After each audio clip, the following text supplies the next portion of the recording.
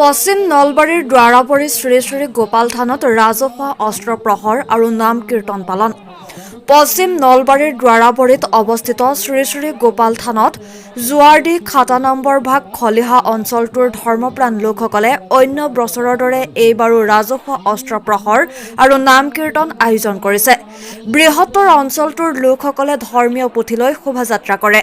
উক্ত অনুষ্ঠানত নাগাৰা নাম প্ৰদৰ্শন কৰাৰ উপৰিও কমিটিৰ তৰফৰ পৰা কেইবাগৰাকীও বিশিষ্ট ব্যক্তিক ৰাজহুৱাভাৱে সম্বৰ্ধনা জনায়। ইয়াৰোপৰি অঞ্চলটোৰ লোকসকলে বিশ্বাস কৰি আহিছে যে উক্ত শ্ৰী শ্ৰী গোপাল থানত দান কৰিলে বা মনৰ ভক্তিভাৱেৰে ভগৱানক বিচাৰিলে মনৰ আশা পূৰণ হয়। ইয়াৰ লগতে উক্ত থানত হিন্দু মুছলমান সকলো লোকে নিজৰ পুণ্যতাৰ বাবে দান দি আহিছে। নলবাৰীৰ পৰা সুৰদীপ বৰ্মনৰ ৰিপৰ্ট, নিউজ 24 অসম।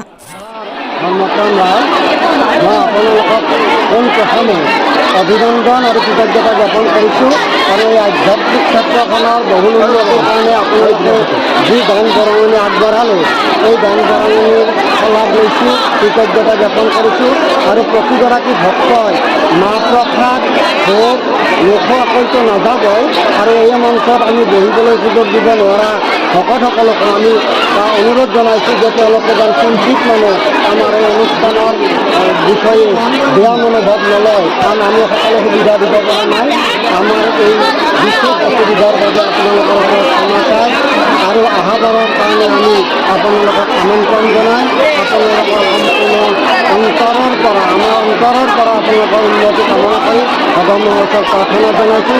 এয়া মোৰ কাষত আছে দিলীপ বৰ্মন, মোৰ পূৰ্ণ সহযোগী।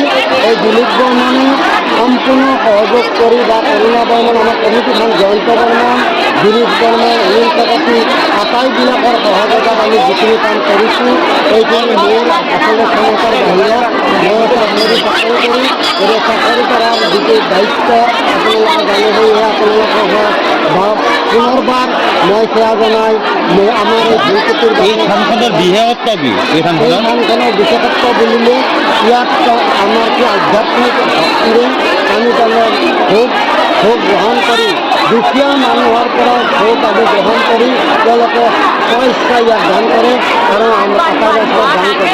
আমাৰ এই থানখনত ইয়াৰ মাহাত্ম্য অপাৰ বুলি কোৱা হয়। ইয়াত এটা আহত আছে, এই আহত বেমাৰ দিয়ে প্ৰণাম কৰে, মন্দিৰৰ পৰা প্ৰণাম কৰে, তেওঁ সুফল লাভ কৰে বুলি কোৱা হৈছে। আৰু দুখীয়া দৰিদ্ৰই ভিক্ষা কৰি আনিও আমাৰ ইয়াত ভোটদান কৰে, সেই ভোটদান আমি সম্পূৰ্ণ ৰাইজৰ লগত গতাই দিওঁ, বিলাই দিওঁ।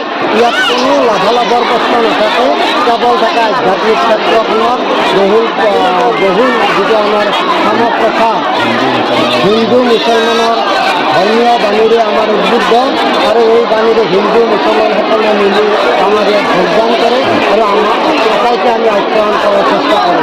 এইখিনিয়ে আমাৰ অঞ্চলৰ উদ্দেশ্য মহত্ব।